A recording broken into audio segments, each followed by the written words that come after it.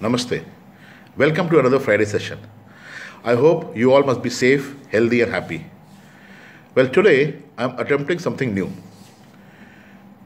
In April this year, I recited one of my published Hindi poem titled Mere Ghar Ke Samne Ka Khali Veera Maidan. This poem was part of my poetry collection book titled Kisse Kahaniyan Bhi Kaisa Mazak Karte Hain. It was published in the year 2017 by Indra Publications, Bhopal. This poem was very well appreciated. So what I've done is, I've translated my own Hindi poem in English. I hope I'm able to capture the same essence as that of the original Hindi poem. The link of that original poem is given in the description. So after today's recitation, if you like this poem or if you have any comments, please do leave them. So the title of today's poem is The Empty Barren Ground in Front of My House. Many years ago, even more than a decade, this is a true story, not just an escapade. This empty barren ground was full of life, so lush, ever so green, full of flowers, fruits, and some weeds in between. Many trees surpassing their shade, through their leaves, bright sunlight often played. Early morning, the birds chirped till their beaks were parched with thirst. From the mountain tops, the sun always glanced at this ground first. Each day, the sweet drops of dew also fell first on this ground. Yellow, blue, green butterflies were always fluttering around. After the men left for work every morning, women gathered here, trailed by little children yawning. They shared their latest household topic. They plucked flowers and weaved spicy gossip. Some untold stories not told since a long time, or some secret which their hearts could no longer confine. A movie or a daily soap they recently saw, or the latest spat with their mother-in-law. Babbling neighbors and squabbling toddlers, sometimes with misty eyes missing their mothers. Yoga and other ideas to keep fit and lean. Grandmother's recipe or some new cuisine. Be it papadum or bitter gourd, all were explored here. Be it the latest song or some raunchy plays of Shakespeare. Some discreet juicy tale told in whispering voices, boasting of husband's mischiefs and those tiny rejoices. Children at times chasing butterflies or a grasshopper. Under the big tree, someone's old hidden locker. Fairy tales hunted behind the shrubs and in beds of flower. Many ideas were thought of with each passing hour. The clouds of dust dancing on the sunbeam. Leaves of trees filtering the rays to form a magical stream. The blinding sun giving way to many stories and innocent dreams. Air filled with sounds of laughter and naughty screams. Some tiny hand aiming at the fruits with one eye closed, running away whenever the gardener opposed. Just coming was always the answer when they heard their mother's call. Some excuse, some silly fable, they could go to any length to stall.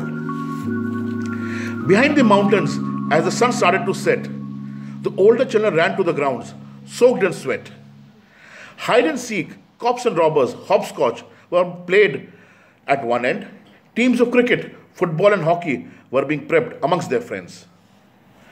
Dhyan Chand Gavaskar Pillai were all here on this ground. Many dreams were made, many heroes were here crowned. Hullabaloo of birds and children playing, the sky turning ochre and the sun gradually setting. Hot steamy tea and cookies being served lovingly by spouses. One by one the lights getting lit in all the neighboring houses. The aroma of freshly baked rotis emanating from some kitchens. Some little child getting scolded for having silly ambitions. The merry sounds of laughter and happiness coming from some homes. It felt as if we all were formed from the same chromosomes. Politics and cricket were always on the top of our mind. Tension at work or some monthly loan installment left behind. The whole household being in stress during exam days was not so strange. For good or better, believing that one day this country shall surely change. Homemade savories distributed to each and every family. Grandfathers telling tales full of bravery and fantasy. We all laughed and cried together, be it sunny day or of dark weather. Like one big family, or so it seemed. Shared lives, common goals, and the things that we dreamed. This is where my sister's wedding took place. The large, colorful marquee was full of grandeur and full of grace. Over there, the best of gourmet meals were being prepared all day long. And over here, the speakers blasted whole day with the latest Bollywood songs. Everywhere, the scented flowers and lanterns were glorifying the celebration. Young and old alike, women flocked by dozens to apply henna for the occasion. All the relatives, from far and near, were hosted by some of the other family. No one felt odd. All the homes were gracious, and that was the reality. Each home was decorated, lights, flowers, and whatnot all in sight. Whatever little or more one could do, each one had done as per their might. The groom looked so royal, so majestic when he strode in on a mare. The wedding procession dancing in front of him, a sight which in India is not so rare. My father had left no stone unturned to make the wedding a grand success. Only we knew how much deep he was in debt, what was the level of his stress. From where all he had borrowed money, even thinking of all that would be just a wild guess. It was only later, when he and I sat down, against his will, he sheepishly had to confess. Everyone was so happy. My sister's face radiated as a full moon.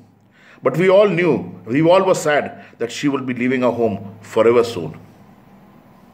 And after he retired, within a year, he fell very, very sick. Most of the time, he was bedbound, staring blankly at the walls he had lovingly built brick by brick. There in that corner, all the arrangements were done when he finally left. The hearse was waiting on that side to take his body to be laid to rest. Some of the other neighbor went to receive my sisters from the railway station. All the homes came again together to help, to support us in this unfortunate situation. Not even for one moment we were left alone when we went to bid a farewell at the pyre or when we were at home. Each eye was moist. Every family was in mourning. Some or the other person was always with us, be it late night or early morning. For many days, one could not hear any sort of noise or any sound.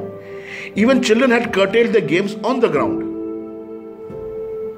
Today this ground is empty, barren, can't feel any breeze. Where once there were flowers, fruits, and tall shady trees. Where once butterflies or birds fluttered everywhere. Where once children ran freely here and there. Now birds chirping, one cannot hear anymore. Now no yellow, blue, green butterflies fly around as they did before. No shadows of green plants and tall trees. No noise of children playing or humming of bees. The grass moist with morning dew is no longer there. Where once there were flowers, now that area is bare. What is left today is the ghost of that wonderful past. Beautiful memories of it in us shall always last. Everywhere now there is this endless hoarse sound of machines and cars. The fumes from the factories, so thick, so dark that even at night one cannot see the stars. Uneasy feeling, empty souls, restlessness everywhere. Glaring sun anywhere you gaze, and it's full of despair. Seeing it as it is today, the depressing state in me an interest rouse. Just wanted to tell you the story of this empty, barren ground in front of my house. So friends, this was the poem, The Empty Barren Ground in Front of My House, which was again, as I said, a translation from my original Hindi poem, Mere Ghar ke Samne Ka Khali Veera Maidan. Hope you like it. Do let me know what you feel in the comment section. And do also let me know if I was able to match the essence of the original Hindi poem. See you next week. Till then, be safe, be healthy. Jai Hind.